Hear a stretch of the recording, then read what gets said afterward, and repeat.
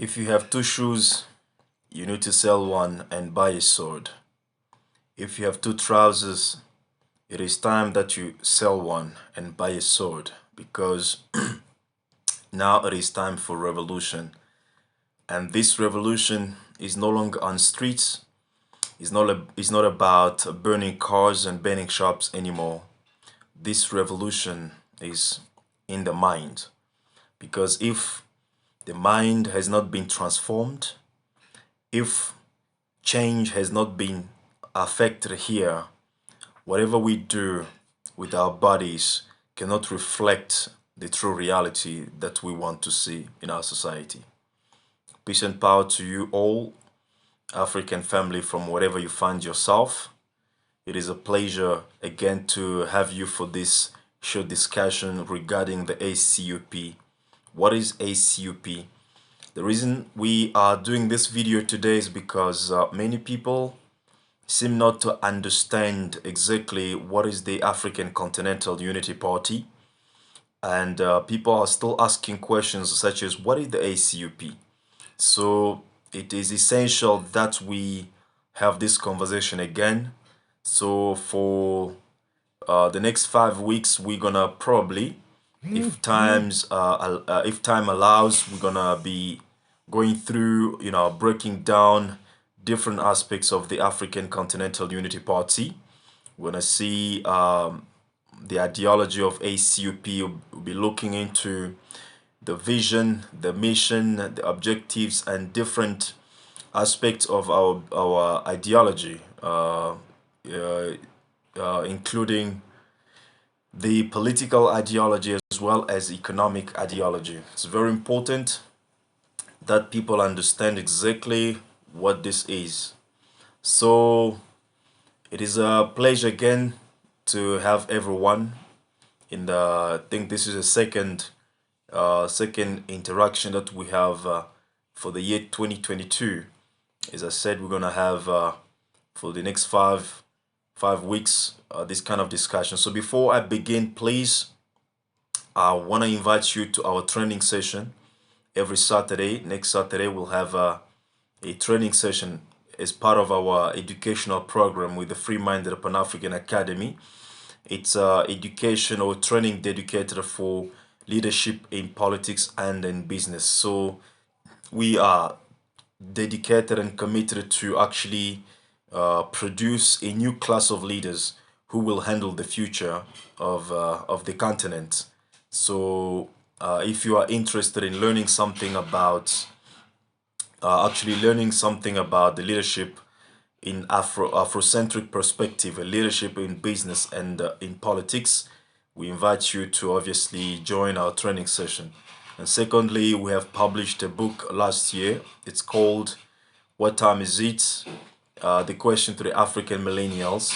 So we invite you and we encourage you to get a copy of the book, What Time Is It? The Question to the African Millennials.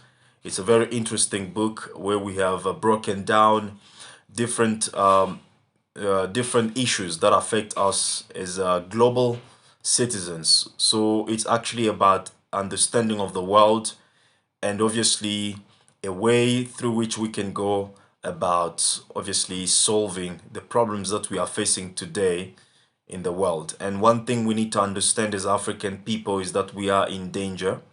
So if we don't understand the world, how it works, we might not be having have a chance to actually sort out our problems. So it's important that you go through that book in order to understand actually how the world works and what is affecting the human society right now, so that obviously you can begin to look into a solution. Yeah, indeed. The book is obviously on Amazon. You can get it on Amazon. What Time Is It? The Question to the African Millennial. I see my brother Cedric is asking about the book. Indeed, so you can get it on Amazon. What Time Is It? The Question to the African Millennials. If you don't find it, please get in touch with me. I will obviously share the link with you, no problem. So thank you very much for for choosing to actually giving attention to this video. So what I'm going to discuss now quickly is just about the ACUP, why the African Continental Unity Party, so that obviously you understand, as we realize that it's a new year and many people don't really grasp what is this stating and what is this standing for. So it's better that we discuss quickly, and we're gonna go progressively for the next 5 weeks, as time allows us to obviously break down different aspects of the African Continental Unity Party. But before I jump on that, just want to also announce the last thing is that we have Ubuntu Solidarity projects already launched. For those of you who are familiar with certain activities that we have within the African Continental Unity Party, you will know that we were developing an app recently dedicated for business projects. So the app is actually completed and running now. So it's all about investment. So if you have some extra money that you have put in your bank, which does not obviously create revenues for you, it's an opportunity for you to invest in this project, because it will obviously help you as much as helping the ACUP to grow and to develop. So Ubuntu Projects app, our first project is actually in transportation and logistic. So we are actually funding a project to purchase 2 buses and a mini car to do transportation and logistic in Ghana. We believe that this will be a profitable business adventure. So if you have some money, we invite you to obviously get in touch with us, and eventually you can also get some positive outcome from this project. So please do that. Money, you don't keep money, right? You invest money. What you have to keep is the wealth. So it's actually crazy that in Africa we don't keep the wealth. We let our wealth being plundered, but we want to keep money, papers, which has no value at all when we keep them. So you need to invest the money and you need to keep the wealth. That's what you keep. Don't have to keep the money. You invest the money, keep the wealth. That being said, so what is the African Continental Unity Party? And I'm gonna actually be practical in terms of defining what is the ACUP.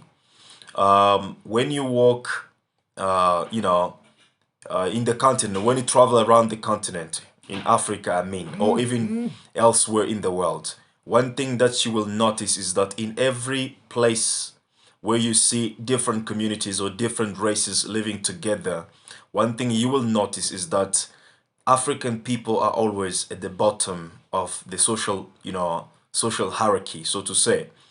You will always find African people at the bottom of social hierarchy, no matter what society you consult or you visit, whether you even come home in Africa. If you come in areas where you find maybe other people, Asian, Arabs, or Europeans in Africa, you find that the Africans, the indigenous African themselves, are actually the servants of these foreigners who have settled in Africa. They are at the bottom of hierarchy, socially speaking. And when you go abroad, whether you go in Europe, in America, whether you go in Asia, it is the same reality. So you need to ask yourself questions such as, why do African people find themselves always at the bottom of social hierarchy, no matter where you visit? And asking yourself questions are very important, because why?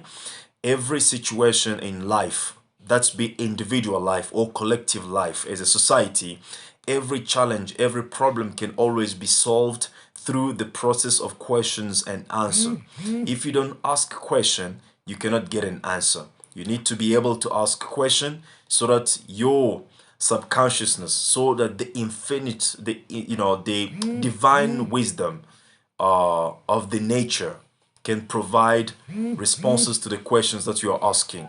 The danger is to stop asking questions about certain issues or certain realities that obviously affects you, either positively or negatively. So you need to ask yourself, why do African people find themselves always at the bottom of of the social hierarchy. Of course, there is there's exception to every rules, but in most cases, in majority, in proportion, you know, of demography, what you will find is that African people are really below or at the bottom. Whether you talk about economic, when you talk about economic context, you see that African in majority are the poorest. When you talk about technological context, you see that African people are less advanced. When they talk about military or institutional context, in every context, social context, African people are at the bottom, and the reason is very simple. It's because we are the only weakest people in the face of the earth. And the second reason is, which is actually the cause of that weakness, is that we are the most disorganized people on the face of the earth. When you visit Arabs communities, you see that they are very organized, right? Even though they have their own problems, internal problems. It's the same for every society or every community. People have internal problems or conflicts, but when it comes to organization, other communities seem to be more organized than African communities. And for the fact that they are well organized, they are powerful compared to our communities as African communities. The reason why we are at the bottom of social hierarchy everywhere is because we are firstly disorganized, firstly weak, and then secondly because we are disorganized. That's why we happen to be where we are where we are right now. So now what has to be done, or what has to be longed for by African people is the power, because power allows you to take care of yourself. The reason why we seem weaker is because we cannot take care of ourselves. When we need job, what do? We run to other communities to provide job for ourselves, right? In America, you will find, in most cases, right, you find black people criticizing white people, talking, about all the bads and evil of racism and, oppression of imperialism and stuff like that. But the next morning, to whom are they going to seek for justice? To white institutions and white people. To whom are they going to seek for job? To white institutions and white people. To whom are they going to seek for protection? The same thing, to the white institutions and white people. And our dependence on other people's institutions make us people who are weaker and people who cannot take care of ourselves. So therefore, only when we become powerful people, we'll be able to take care of ourselves. We'll be able to provide jobs for ourselves. We'll be able to provide health care for ourselves.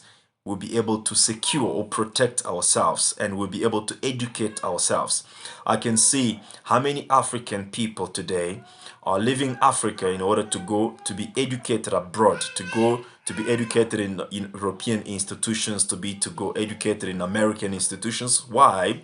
Because these institutions are handled by other people who seem to be more organized and to run things properly than we do in Africa. Because when you come to our universities in Africa, they firstly, starting from the organizational structure itself, you see that things are not really in good shape. And we don't even have to go further to investigate. Each one of us, if you have actually visited African universities, you know what I'm talking about in most cases, actually. So the first thing that each and every one of us is African person, whether you are in the continent or abroad, the first thing that you need to look for is the power, because it's only the power that will help you to climb the social hierarchy, which has kept you at the bottom, so that you can find yourself competitive again, against other people in the society, whatever you happen yourself to be. So power is the key. Power is the key. When you walk around the continent in Africa, you see that many young people have tried very harder to improve their situations, but still problems persist. And then what they do, they are praying. they pray for jobs, they pray for economy, they pray for healthcare, they pray for peace, they pray for different things. And what I have to say, and if you agree with my logic, you will understand, not even my logic, the ACUP's logic, you will understand that in Africa we don't have to pray for economy because we have all the resources that other people want or other people need in the world. In Africa, we don't have to pray for hunger because we have been given 60% of arable land in the world. In Africa, we don't have to pray. I don't know if we have to pray for peace because we are peaceful people in the world. We don't have to pray for all these things. All that we need is to find what can give us the power so that we can organize our resources and then produce whatever we have to produce in order to take care of ourselves, in order to take care of ourselves, in order to build strong economies. That's what we need in Africa. It's not about prayer, it's about organizing ourselves and becoming powerful people. Because today, one thing you need to mention or to remember is that the world is ruled by power today. And this power that is ruling the world is expressed in one dimension, and that dimension is violence, right? When we say that the United States of America is the powerful country or powerful nation in the world, is because the United States of America has the capability to inflict a high level of violence against other nations because it got weapons of mass destruction, it's got chemical weapons, it's got atomic weapons, it's got all kind of weapons, crazy weapons, to bring violence or to inflict violence of high degree upon other nations. And that is how the power is being defined in today's context. And if Africa or African people want to be respected, want to be actually estimated as a human beings again, we don't have to beg for, we don't have to look for love, we need to go for power. What Chinese people do, they don't do anything to seek for love. They don't do anything to seek for acceptance. They don't do anything to seek for friendship in most cases. They do whatever they do to actually impose respect to other people. They do everything that they do to impose respect and fear to other people, so that other nations can become now fearful of China. Other nations can become now respectful towards China. That is what China is looking for. And Africa needs to understand that in order for us to, to affect our situations positively, in order for us to solve our conditions, we need to go after what can make us powerful people. Right? We need to be longing for power. It's the power that will obviously make us able to educate ourselves. It's the power that will make us able to protect ourselves. It's the power that will make us able to feed ourselves. It's the power that will make us able to develop our economy. Without the power, we cannot do none of these things, no matter how hard we pray and no matter how hard we wish for, because your life and my life, even at the individual level, does not change as a result of what we wish for or what we hope for.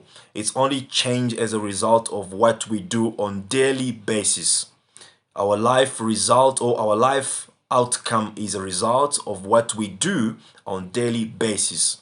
So that is the reason why ACUP is here. And what I've just described now, it is the vision of the African Continental Unity Party. The vision, in one word, is to rebuild Africa as the global power base, right? As I said, power is the key, and power is the center, and power is the essence of life. If you don't have a power, you cannot stand up and watch this video. If you don't have power, you cannot breathe. If you don't have power, you cannot even listen. And if there's no power in your phone, you won't be able to get the signal and get connected to this video so that we can speak as we are speaking right now, right? Power is the center of everything. So the vision of the African Continental Unity Party is to redimension Africa again as the global power base, because it was once in the past. That's why we say to rebuild Africa as the global power base, because for many years before, Africa was at the center of global politics.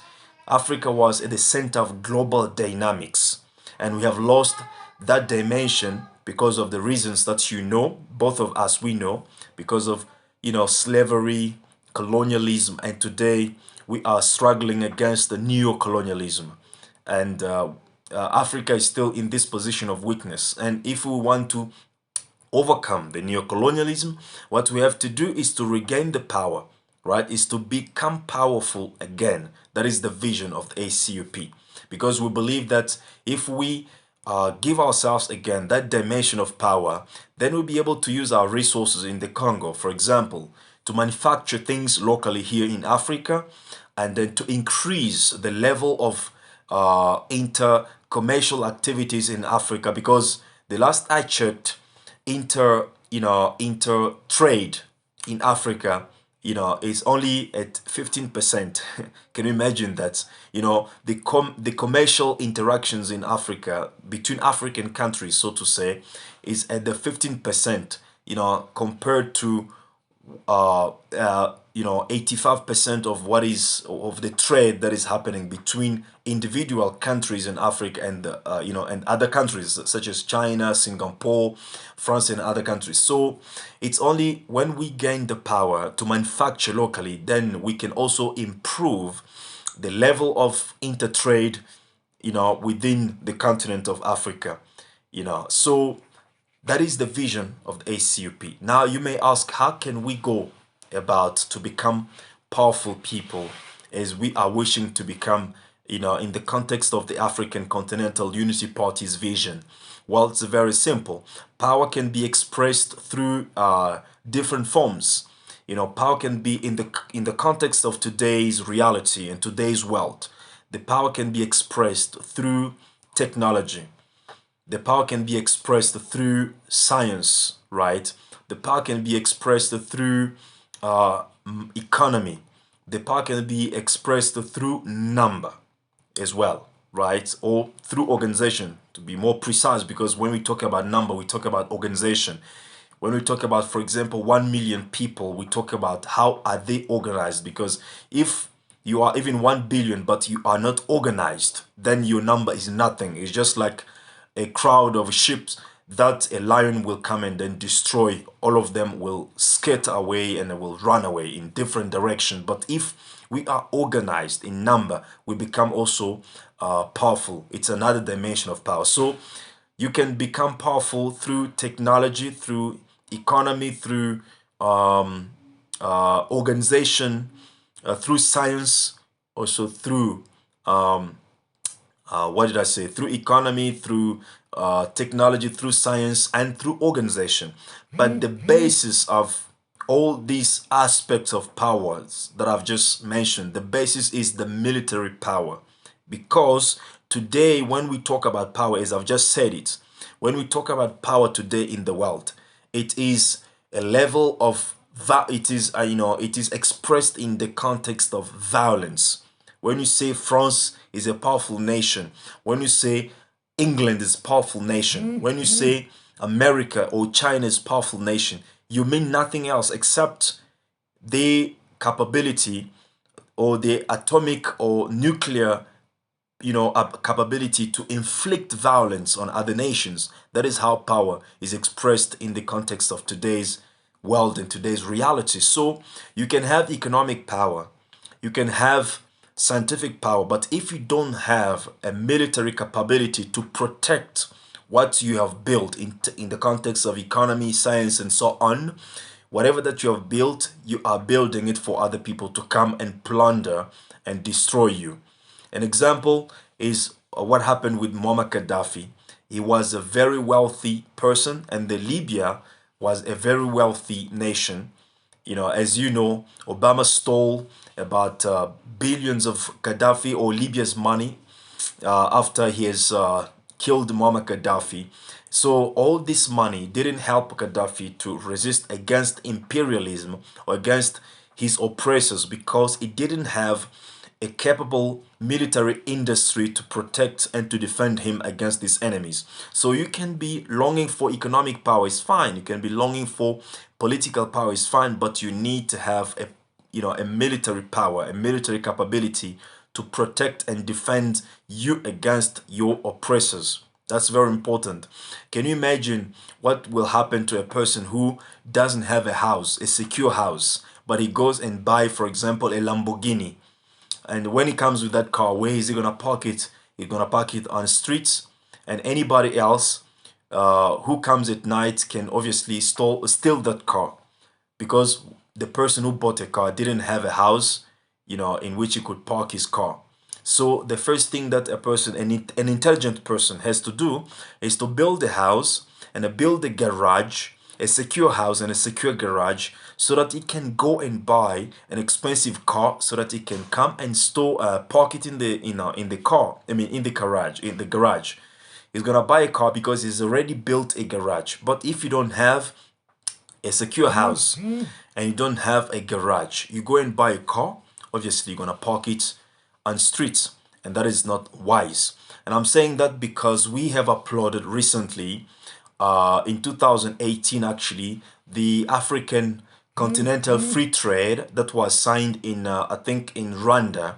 We have welcomed that as a good initiative. Indeed, it's a good initiative, but we need to realize that the aim of that free trade agreement is to build economic capability in Africa. But we can not secure that economy unless we have also built the military industry to protect our economy.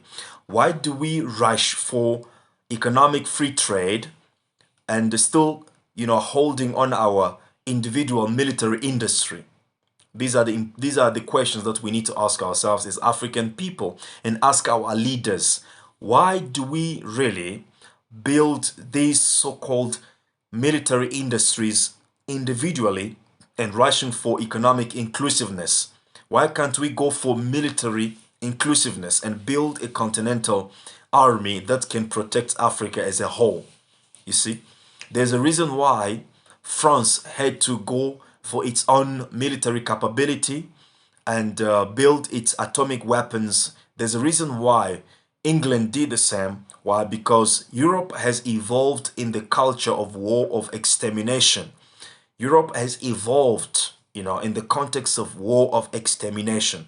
They've waged some kind of savage war against themselves. They've exterminated against themselves, and that also created a culture of how can I put it? A culture of each looking after himself, and therefore it is necessary for them to build weapons. But in Africa, we didn't evolve in the culture, in the context of war of extermination. Why do we today take our little money that we have that could have created job for our people who are unemployed? Why do we take this money to go and buy weapons to France, to buy weapons to America? Who are we buying these weapons against? Do we really have a culture of war among ourselves? These are the important questions that we need to ask. So, coming back to the point, we can only build a strong economy if we have the capacity to protect and to secure that economy that we are building.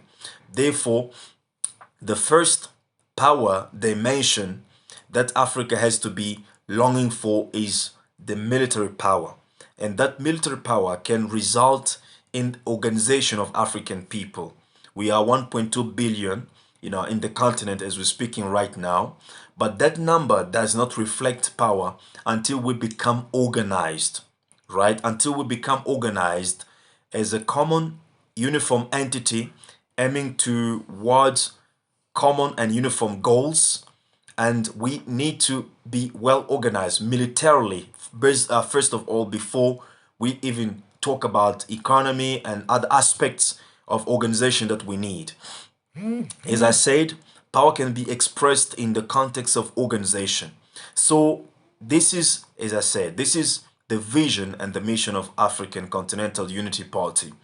So it means if you are not part of any organization, then I'll introduce you to the ACUP. we are aiming to gain the power again, to become a global power base, and we can achieve that through organization. We are 1.2 billion people in this continent, so we have to organize ourselves so that we can create a dimension of power, as I've just said, because at this moment we don't have the economy to brag about so that we can say we can become economically powerful. At the moment, it is not yet feasible. We don't have scientific power in Africa. We don't have, what can I say? We don't have technological power. But the only possibility, the only feasible thing that we have, that we can tap into in order to build the foundation of the African global power base is the number, is the demography, which is 1.2 billion people of Africa. So we need to organize this number. It means we need to work together to organize our small money that we have individually, to organize our scientific capability and technological capabilities that we have individually, to build an African entity, that will obviously help us technologically, scientifically, economically, and militarily, right? So that we can obviously redimension Africa as a whole in its initial dimension of a global power base. So that is what ACUP is. So if you have ever dreamed about African freedom and African liberty, please join African Continental Unity Party as an active member. Let us work together to build this agenda. If you have ever wanted to see African people free, this is a time and this is an invitation that we're sending to you. Please join ACUP and let us work together for our freedom. If you ever wanted to or dreamed about the future of Africa, which at this moment is in danger, well, we invite you to join the African Continental Unity Party in order to work together to avoid the danger and to go for opportunities, because every time you see danger, you also see opportunities, but you don't just obviously notice that. But danger and opportunities always come together. You just have to shift the paradigm so that you can see opportunities in the midst of dangers. It's very important. In Africa, as we're speaking now, the future of Africa is in danger, but we can turn that condition of danger into opportunities only if we work together, only if we organize ourselves, as I've said, only if we give ourselves a dimension of power so that we can act where we, in places where we want other people to act upon us. It's very important. Therefore, I'm inviting you to join the African Continental Unity Party in its vision of African global power base. Our mission is to train and educate a new class, or to train and create a new class of leaders in the continent or in the diaspora. Leaders competent in politics and in business. You see, we have often said that Africa has got resources. Africa is rich. Africa is wealthy and stuff like that, because we talk about the oil, we talk about diamonds, copper, bauxite, and all these natural resources that we have in Africa, which are all important. But there is one resource that we have often neglected, and that is leadership. If you don't have a proper leadership in place, no matter how much resourceful you have or you are in terms of the natural resources, you cannot achieve anything meaningful. You're going to end up in a situation we are today in Africa, whereby we have all these resources, but we cannot just use them because we don't have a proper leadership in place, leadership competent in business and in politics, to understand that we need to tap into the little resources that we have or money that we have in order to eventually organize our natural resources to manufacture locally and to consume locally so that we can develop our nations. We don't have that leadership. Therefore, the vision that we have can be accomplished only if we have a new leadership being implemented, or new leadership or new leaders being created in Africa, right? And those leaders we're talking about are the young people of today. When we say the young people are the leaders, we often neglect or we often overlook the reality or the aspect that the future is built today. When we say that the youth is the leader or is the future, we don't realize that that future is built today. The future is not built tomorrow, it's built today. Therefore, we want to train, the young people in Africa to become leaders competent in politics and in business, because when you have leaders who are well trained and equipped in these two areas, politics and business, you have created competent leaders to run our nations, because managing a nation is similar to a business management, right? Skills, whereby at the end of each year you need to declare profits. Therefore, we need to train our politician or our political leaders to be also business managers, to be also entrepreneurs, to be also innovators. But what we have now, we have leaders who have too much theories about development. And then when they draft their theories, they now run to China, they run to Russia or to America or to the World Bank to beg for money in order to implement, the whatever theories that they have drafted on papers. And these theories in most cases are not profitable in terms of returns, economic returns they have to provide for people.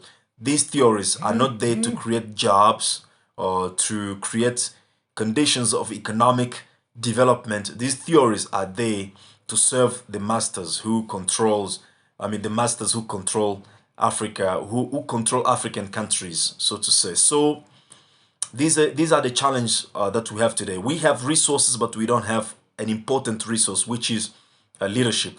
I'm going to give you one example. In France, they don't have oil. In France, they don't have diamonds. In France, they don't have gold. In France, they don't have natural resources. If you ask French people, how comes their country is counted among the top powerful countries in the world? You know what they would? Are they going to tell you? They will say, "Us French people, we don't have resources, but we have ideas." Interesting, isn't it?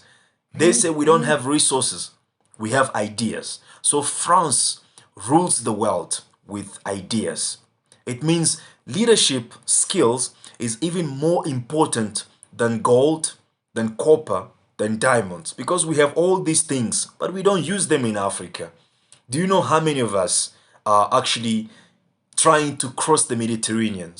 If, for example, today the restrictions in Italy, in Spain were lifted, if today Spain Coast Guard were not there trying to prevent people from crossing, if it was free access on the Mediterranean waters, I'm sure 20% of Negroes would have actually crossed the ocean or the Mediterranean waters as we speak now to join Spain, Italy, or Portugal to sweep in the streets of those countries, because they don't have the skills to develop what is under their feet.